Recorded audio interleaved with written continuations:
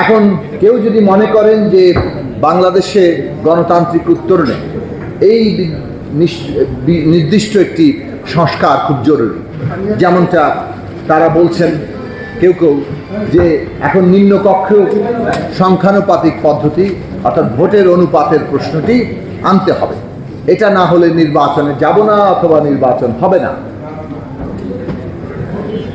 দেখুন, আমরাও মনে করি যে সাংবিধানিক পদগুলোতে সাংবিধানিক কমিশনের মাধ্যমে নিয়োগ হতে হবে, এবং এই দাবিটি আমরা তুলেছি, গণসংহতি আন্দোলনের পক্ষ থেকে গণতন্ত্র মঞ্চ তুলেছে তার প্রতিষ্ঠার সময় থেকে। এটা একেবারেই বলতে পারেন যে আমাদের গণতন্ত্র মঞ্চের নিজস্ব দাবি, এমনকি সংখ্যানুপাতিকের দাবিও বাংলাদেশের প্রগতিশীল রাজনীতির পক্ষ থেকে প্রথম তোলা হয়েছে।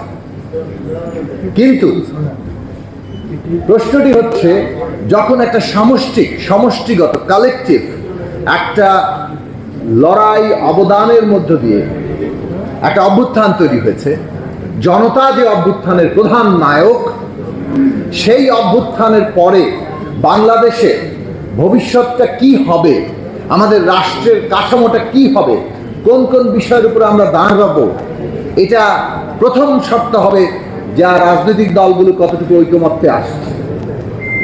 যেটুকু ঐকমত্যে আসছে সেটা তো একটা আমাদের বড় অগ্রগতি, সেটাও কিন্তু জনগণের অনুমোদন লাগবে। আর যেসব বিষয়ে ঐকমত্য হচ্ছে না, সেই সব প্রশ্ন একটা রাজনৈতিক প্রস্তাব, এইটা ফয়সালা করার সিদ্ধান্ত নেবে জনগণ। যেমন আমরা ঐকমত্য হলেও সেটা জনগণ ফয়সালা করবে, তেমনি যেসব বিষয়ে ঐকমত্য হচ্ছে না তার শান্তিপূর্ণ গণতান্ত্রিক পথ হচ্ছে জনগণ সেটার ফয়সালা করবে। কেউ যদি মনে করেন যে না, আমরা যা চেয়েছি সেইটাই মানতে হবে, এটা গণতন্ত্রের পথ নয়, এটা আপনি শক্তি প্রয়োগের পথের কথা বলছেন, তাহলে শক্তি প্রয়োগ করুন। শক্তি প্রয়োগ করে যদি আমরা এখানে রাজনৈতিক আজকে ফয়সালা করতে চাই, তাহলে আমরা বাংলাদেশকে কোন দিকে ঠেলছি? সংঘাতের দিকে, রাজনৈতিক সংকটের দিকে, এবং সেই সংকটের পরিণতি যা ঘটবে তাতে বাংলাদেশ তো ক্ষতিগ্রস্ত হবে, রাজনৈতিক দলগুলো সবচেয়ে বেশি ক্ষতির শিকার হবে। এইটা মনে রাখা দরকার। অভ্যুত্থান নানাভাবে তার সমস্ত অর্জন একটা ভয়ঙ্কর একটা পরিণতির দিকে যাবে। কাজে আমরা পরিষ্কার করে বলি, বাংলাদেশে কোন পদ্ধতিতে নির্বাচন হবে, বাংলাদেশের সংসদের কাঠামো কি হবে, বাংলাদেশের ক্ষমতার বিন্যাস কাঠামো কি হবে, আমরা যেসব বিষয়ে ঐকমত্য হয়েছি সেটাও জনগণের অনুমোদন নেওয়া দরকার। যেসব বিষয়ে নোট অফ ডিসেন্ট কিংবা পার্থক্য আছে সেটা নিয়ে জনগণের কাছে যাওয়া দরকার।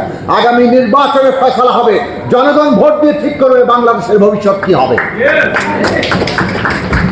জনগণের ভোট ছাড়া, জনগণের অনুমোদন ছাড়া আজকে যদি মনে করেন আমি তাল গাছটা আমার কিংবা এটা আমার না হলে নির্বাচন হবে না, স্পষ্টত এটা ভুল লাইন, এটা অভ্যুত্থানকে বিপদগ্রস্ত করার লাইন।